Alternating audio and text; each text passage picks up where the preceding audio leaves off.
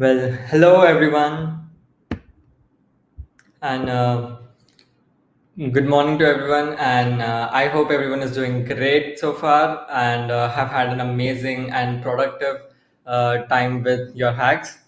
Um, I'll quickly, hey, yes. We are finally in day two of the hackathon with almost 24 hours left for hacking. How is it going so far with everyone? Just quickly, just write down in the chat how's it going and how were the last 12 hours of hacking.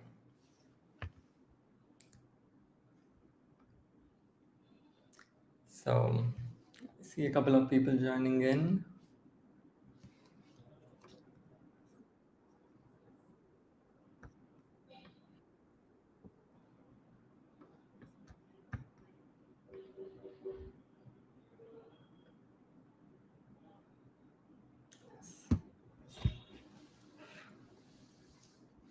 We're going to wait a couple of minutes before we have a few people joining and start then.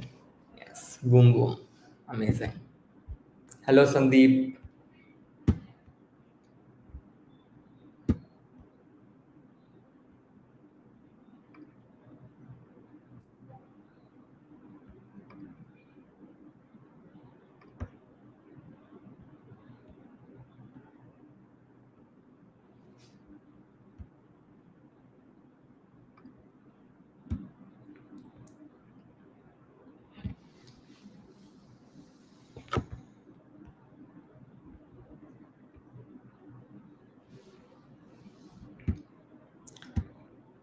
So yeah, I see there are a few people who landed in the stream. So before we move ahead, I just want to remind you all that just stay hydrated, get yourself some decent rest, and yeah, just have fun with hacking and just avoid being a bit burnt out, I guess.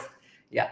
So today we have Anubhav Singh, our Google expert, developer expert, and he's going to talk about how to build AI apps using Gemini. So yeah, before further ado, I'd like to invite Anubhav over. Hello. Hi, Raghav. Thanks for the welcome. Hello, how's it going, Anubhav? Good morning. All good, all good. I see some of the like names that I saw yesterday while they were building. So glad to Yeah, have. how were the mentor sessions last night? I enjoyed it. I mean, there were a lot of interesting ideas, and I mean, we had like some really long discussion. Although it was like pretty late, but then I think, yeah, it was a good, fun conversation with many of Yeah, them. that's amazing how people are just always down there in the chats to for ideas and questions throughout the night.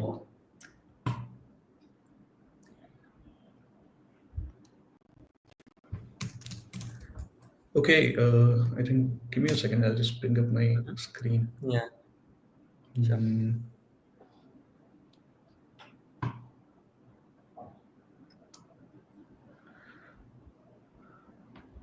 awesome.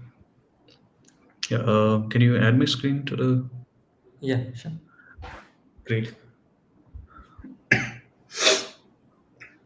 Okay, so talking about let's just talk about building with Gemini. And considering this is a hackathon, you really want to not talk about the theory of machine learning, and that's what we are going to do today. Let's focus on things which are required for building and things which are required for building interesting stuff in today's date, right? Let's not talk about building chatbots because chatbots are a thing of the past, not as such. But then, yeah, I mean, building a chatbot is probably not going to wow anyone today. It's probably not going to win you a hackathon when you have so many people building so many innovative things. And that's why I thought, let me, even after the conversations we had yesterday with some of the teams, I thought, let me talk about, the kind of tools that are available today. And let's make sure that you're not solving something which is already solved. So if you have questions, do keep them coming. I will try to keep answering questions as I see them in the chat. And At the end, if we do have a lot of time remaining, then we will have separate Q&A at the end. But please feel free to just keep dropping your questions in the chat. Uh, yeah, that said, very quick, very quick show of hands. How many of you are actually working on something related to Gemini or maybe even generative AI? Just give me like yes or no in the chat if you're using anything like related to generative AI or Gemini.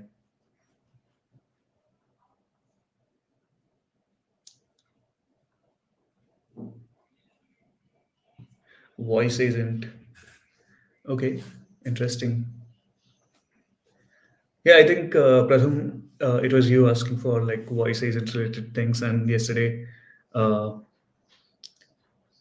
yeah, so that was like really interesting. Hi, I'm Anubhav Singh, co-founder Callchim.ai, and that's exactly what we do, voice agents. Besides that, GD for ML and GCP, and a bunch of other things. If you're interested, we can talk. That said, let's move on to the agenda. No, not the agenda. The agenda is wrong. Let's move on to Hello Gemini, right? So, for those of you who do not know by any chance, which is like really difficult as of today, Gemini is the primary model which is run by Google for competing against all the other LLMs out there in the world. And good thing is that whatever they use on the gemini.google.com, the same thing is available for you all to use to build your own products.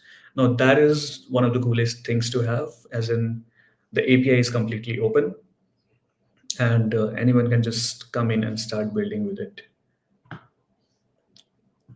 So let's move forward. Let's not waste a lot of time in theory.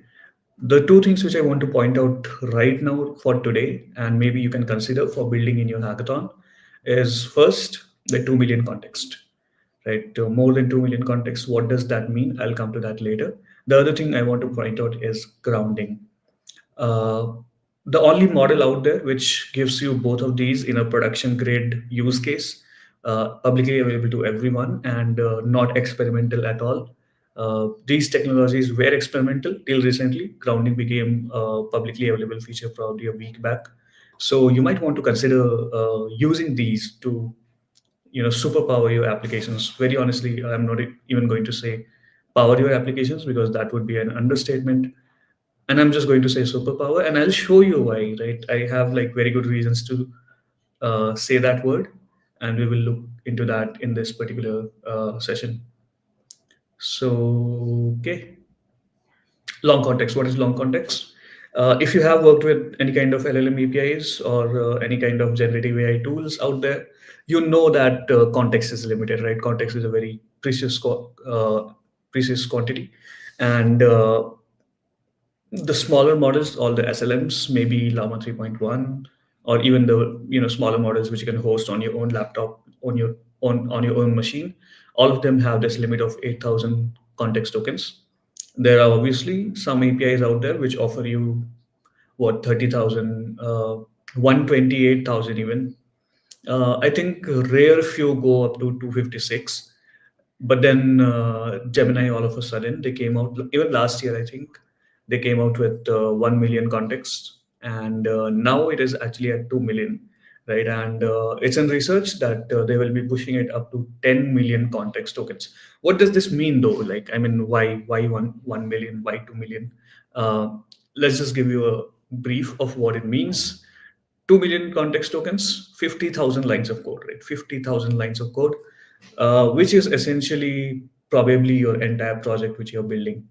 If you leave out the libraries, your code base is probably somewhere around maximum 2,000 lines. The project that you will be building in this particular hackathon, 2,000 lines, maybe 5,000 lines if you push a lot, if you do a lot of copy paste. But 50,000 lines of code, you can analyze, you can convert entire code bases if you wanted to. Say you have been working with Node.js and all of a sudden you feel like, hey, this should be written in Rust, right? So that whole meme around let's rewrite this in Rust, you can actually do it with one single prompt in Gemini. And then all the text messages you have sent in the last 5 years, unless you are like a HR agent or something, I think if you just take out all your chat history, put it into Gemini, it will very easily consume it in a single prompt. Novels, right? Eight novels in one go. There was a time when we were wondering if we can put an entire book into an LLM, and here you go. You can put eight of them, and transcripts of podcast episodes. Not sure how many of you are into podcasts, but then that is interesting. For me, what is interesting is that 2 million context basically means 2 hours of video content. If you have a 2 hour long video, which essentially means pretty much any movie that you are going to watch is going to be less than 2 hours. So you can actually take it and feed the entire movie to Gemini and ask it to, let's say, describe every scene of this movie, and Gemini can do that, right? So that's like really crazy. The other thing which recently got announced was grounding. And grounding, what it means is that all of us know that LLMs suffer from hallucination, from not knowing what is going on, and problems like those, right? So if you wanted to solve them, then the idea was, which a lot of people were already building, is that yeah, they were incorporating different type of search results into the LLM, kind of doing a RAG with the search results, and then using that to make sure that the information which the LLM was returning was up to date, it was always correct, and even verifying the answers that the model was providing. Now that is available as just one configuration flag within the Gemini models. So on Gemini models, you can just pass what to use for grounding, how to do the grounding, and just a function being passed will initiate the grounding itself. And from within the model calling, you can call Google search and you can fetch results which will directly go into the model and then come out as a response. And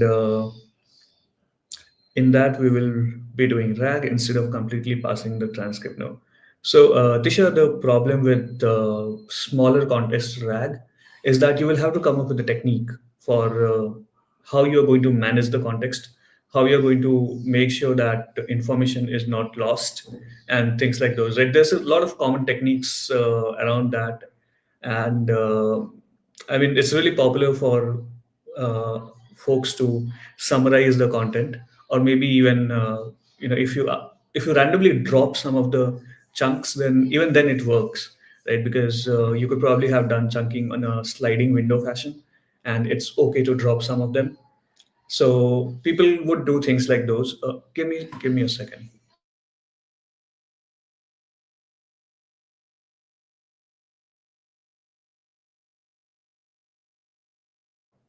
Sorry for the interruption. Yeah. So people would do different kind of techniques to come up with solutions around the smaller context. And I'll give you an example. I'll give you an example very soon of yeah, why the long context is actually a boon here. And yes, long context helps in doing more powerful RAG.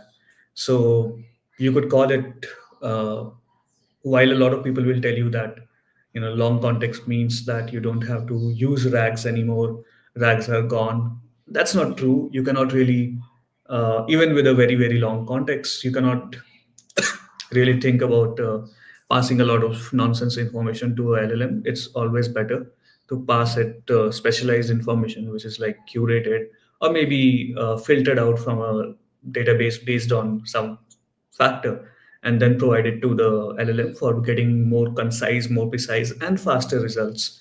So yes, RAG will remain, but then the long context, I'll show you why that matters as well.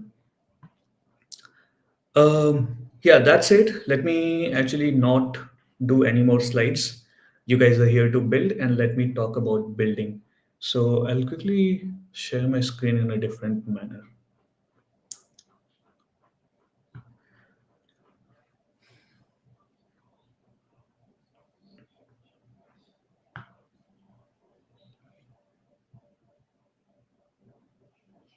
Okay, I hope you're able to see my screen now. And I will actually start off with AI Studio, right? So If you have not tried it out yet, let me show you what you can do. You can just search for AI Studio, and the first result itself will be the correct one, aistudio.google.com. Once you come in here, you will see a lot of things happening. And on the left side, you will have things related to prompting.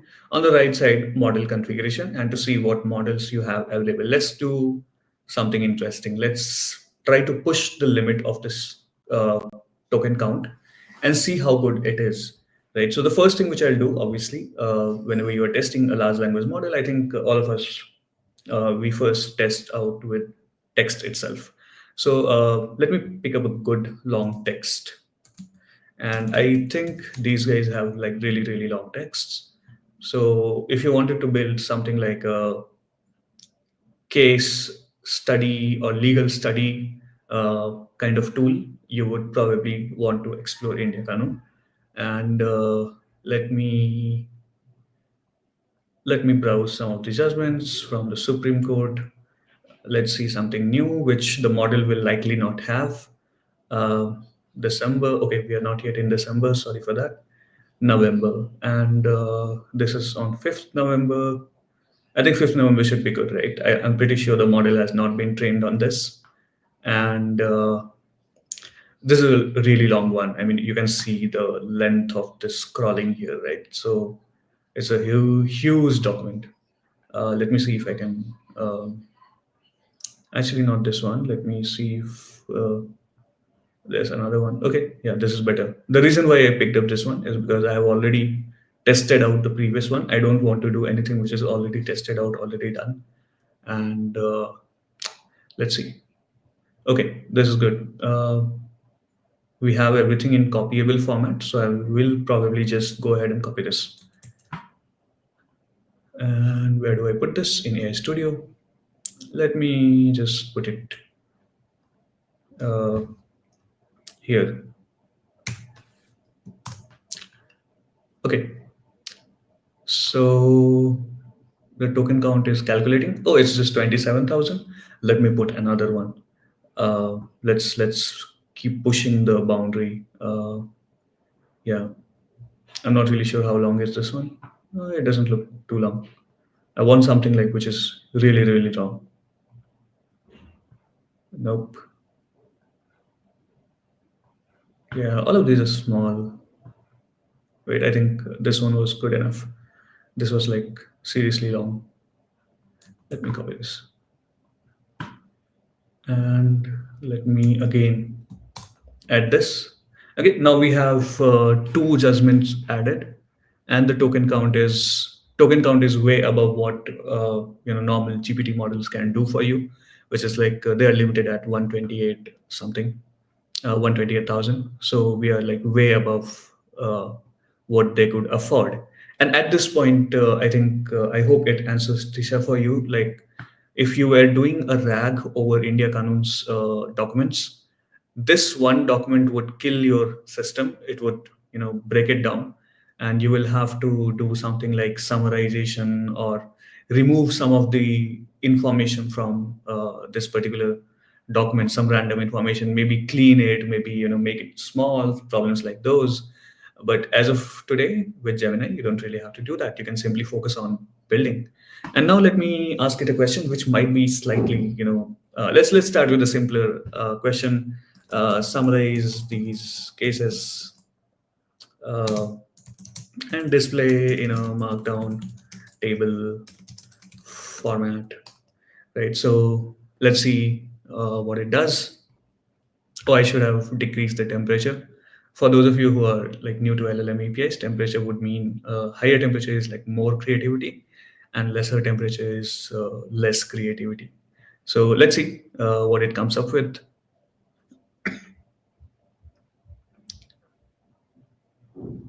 Okay, so there's the first case,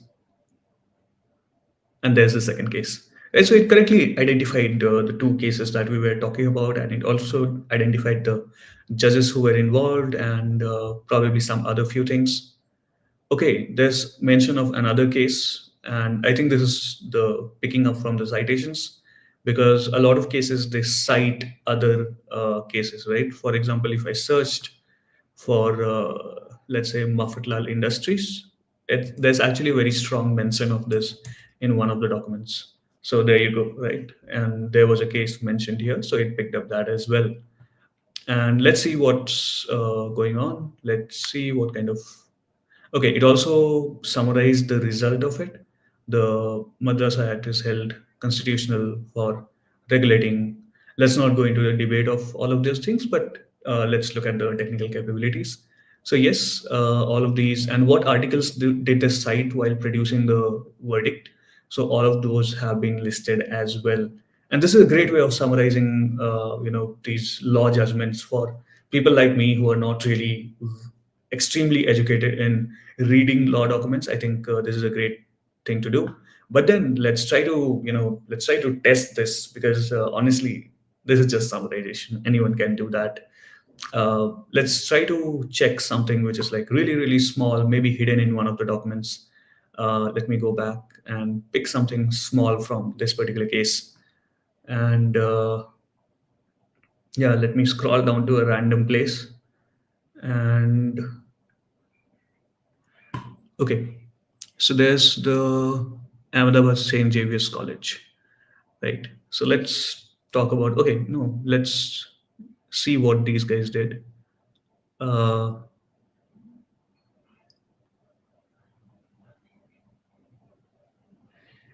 yeah.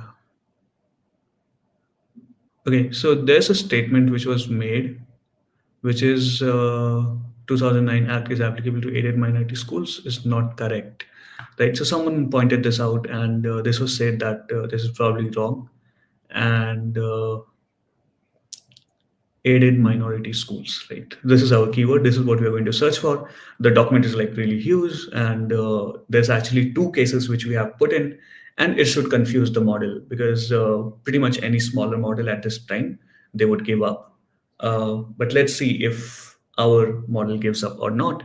And I have not tested on this before, so I'm just going to put my reputation on stake here, that is this going to work or not, right? So what did the judges say about aided minority schools? Let's see.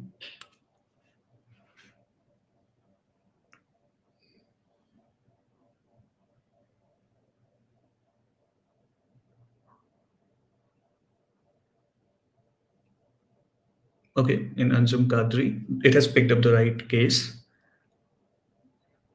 Okay, it said it addressed the issue of aided minority schools indirectly, and yeah, there's a mention of the RTE Act itself, and I think it picks up the whole thing correctly. Yeah, does not apply to them, right? So whatever we saw here, right, is applicable to aided minority schools is not correct, which means does not apply, right? So it actually picked up that one small piece of information, and it was able to give us the response, which means yeah, I mean, the long context thing is like really working. And there's some metrics published around this. You can probably find them on the blogs of people who made Gemini Pro and the long context. But then the essential piece of information here is that up to 1 million tokens, the accuracy is somewhere around 99%, right? So that is why I took the bet and it worked. That said, yes, long context is good, but then we also can talk about grounding. Let me create a new prompt. And what does grounding do for you?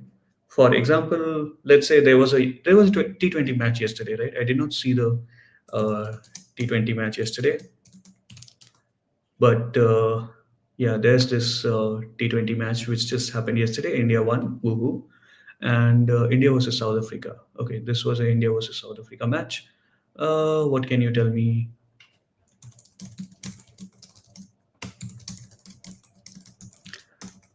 India versus South Africa match on what was the date? 8th November.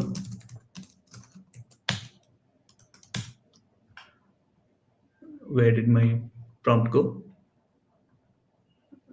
Let's not worry about it.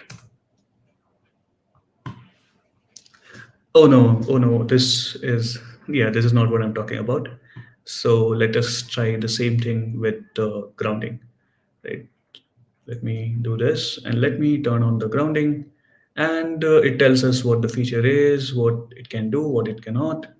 Acknowledge. And what are we going to use as a source for grounding? Google search. You could use different sources in the future. You could build your own sources for grounding, but for now let's just go ahead with this.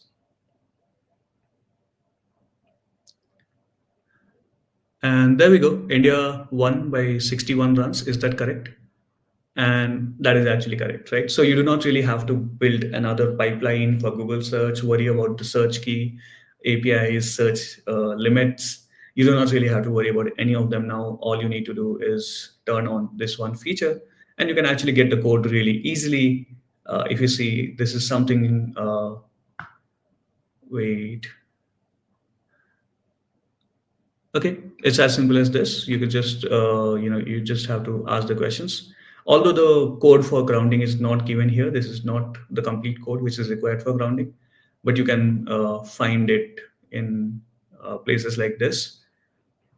And you can, oh, there's a collab which I have open, which actually shows the configuration that you need to pass to use Google search grounding. And this is basically something like this. So whatever you're going to ask as you want, but then pass a tool called Google search retrieval. It will fetch Google search results and incorporate those into the response generation.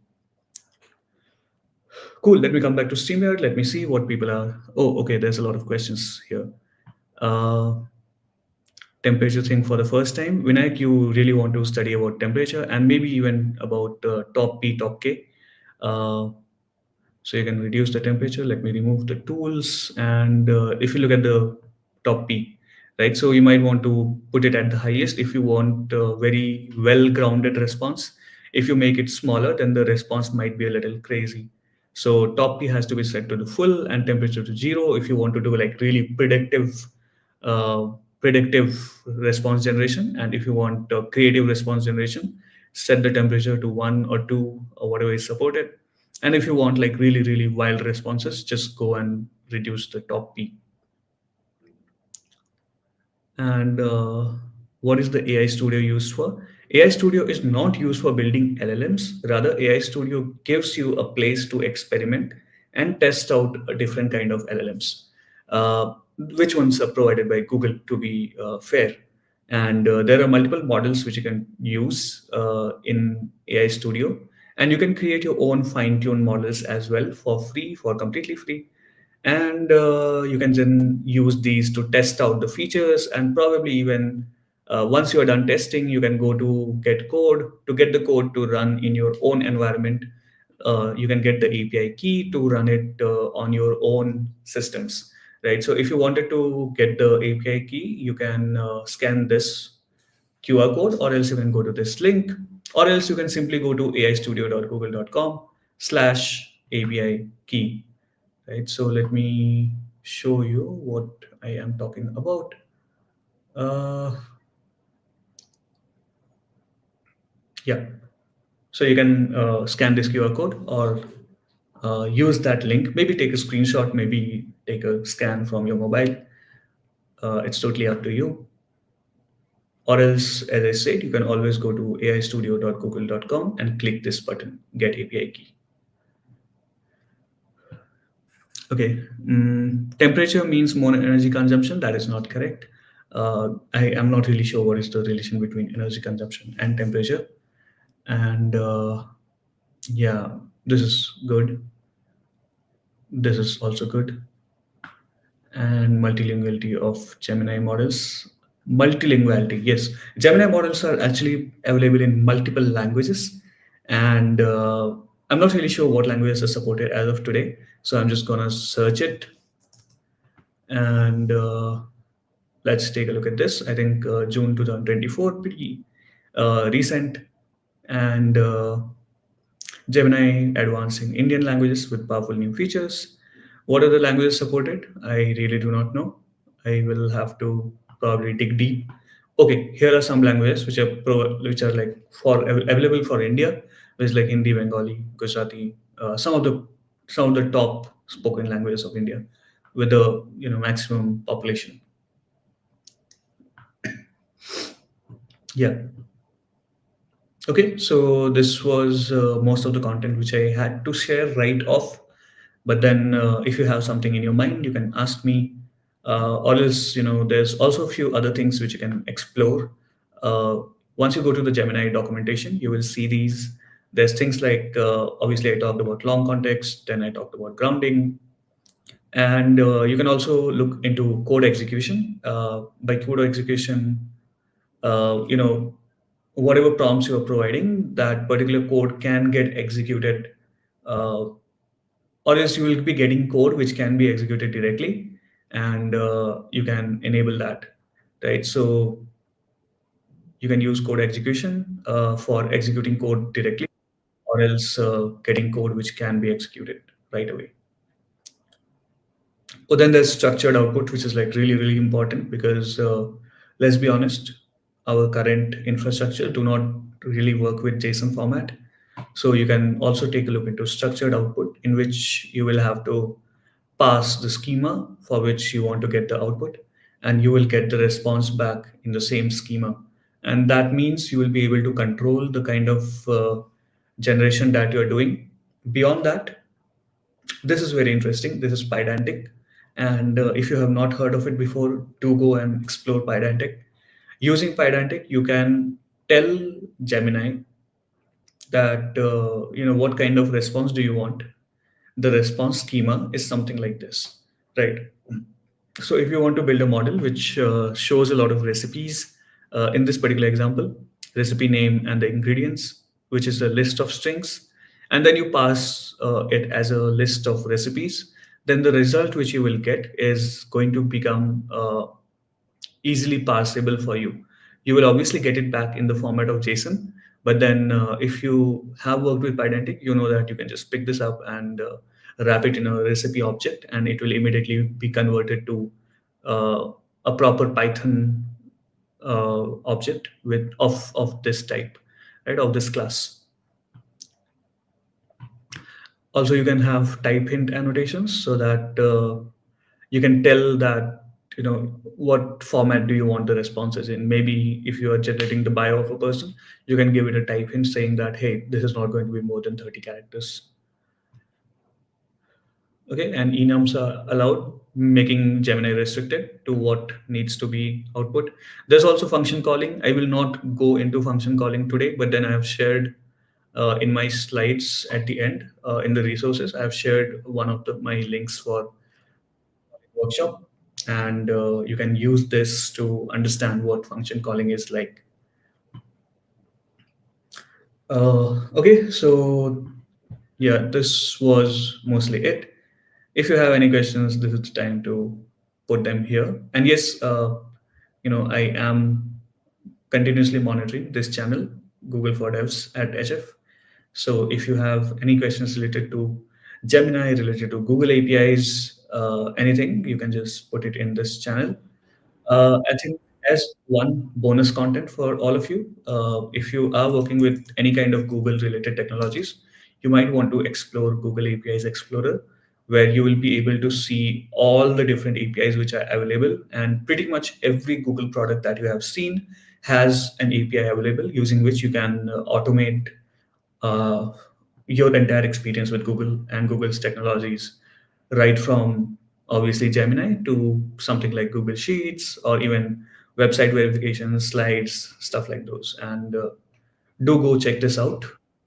It has SDKs available in all the languages. Let me come back to StreamYard. Wow, that was truly insightful. That was an amazing one. I think you probably covered just the entirety of what everyone was looking for. For someone like me who does not have an AI background, I think I still picked up a few things that I would want to explore around with. So I'm pretty sure there was so much for our hackers to get into, and you probably answered almost every question, I think, from the chat as well. So I think it was super helpful for them. Thank you so much for this one. And Sure. yeah, just like we mentioned in the chat, You can check more about the build using Gemini AI API challenge on the Bitly link. And then there's also Anubhav is constantly going to be available at the Google for Developers at HCF channel on Discord. So if there's any questions, just go there, talk to him, and yeah, I think he'll probably be more than happy to take your questions. And also, just a small reminder that at 11 a.m. we also have another talk from about how to make a good hackathon project by DevFolio. So stay tuned for that one as well. And yeah, and there's also a link to the slide deck for Anubhav's talk. So if anyone wants to go check the resources and the links that he's shared at the end, feel free to do so. And yeah, do we have any more questions in the chat? Yeah, Yeah. some folks are complaining that the link is not working. So I know that there's a configuration error which I will be fixing right now, actually, like while we are talking. So it will work then. Yeah. Can you tell more about Gemini plus TTS? Yes, I can. Uh, I understand what you're trying to build, and you might want to explore. Can we bring my screen back on? Uh, yeah, you might want to go ahead and explore something called. Wait, let me go here. You go to all products. You go to AI, and inside this you will see there's this speech, right? So you might want to explore speech for one for generating transcriptions as in speech to text, and then there will be a TTS as well, right? So TTS synthesize, so you will be able to convert text to speech and speech to text. So if you want to explore around these two technologies, and then once you have the same thing available in text, then you can go ahead and you can put it in Gemini, or else Gemini also supports audio, but it supports only this side of audio, right? In which it is able to convert speech to text, convert audio to text, and it is although limited to English language. So if you're going to use language other than English for audio, then I suggest using this method. This is the one which will give you access to wider number of languages. There's like bunch of languages supported in speech to text, pretty much all the languages out there.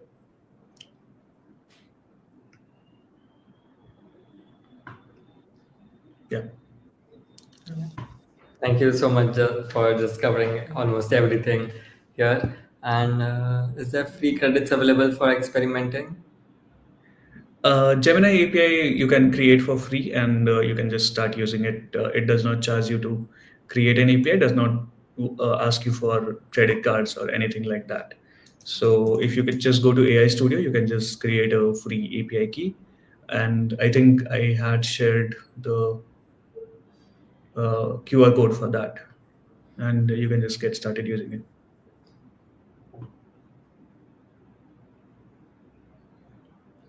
Yeah, sorted. Okay, amazing. Yeah. So, before we sum up the session, I'll just ask it personally myself. For someone who has not yet experimented using, Gemini for building their AI apps, do you have like any, or probably is the first time, or do you have like a quick tips or something that they should not miss out, or something that should they really check out before they start doing that, or any prerequisites? There's this one thing which I like saying to everyone is that your entire application's core should not be an API call, right? So if you're building with API, remember that with AI, remember that AI is going to just be a facilitator. It's not going to be your entire solution. If I can write one prompt and just call an API using that prompt, and that gives me everything that your application is doing, it's probably a very bad idea, right? So you should always think about how to cut down the AI, how to make things more towards classical ML, and if required, how to solve things algorithmically. Only once you have exhausted these options, then you move on to the AI part. That is when you build really powerful solutions with the AI as the magic sprinkling and not as the whole application itself. Yeah, that's an amazing pointer. I think everyone out there should probably note these down. Yeah. So amazing. I think we're also summed up with all the questions in the chat. So thank you so much for joining, everyone, and thank you, Anubhav, for such an amazing talk. Sure. Thank you, Rahul. Yeah. Bye, everyone.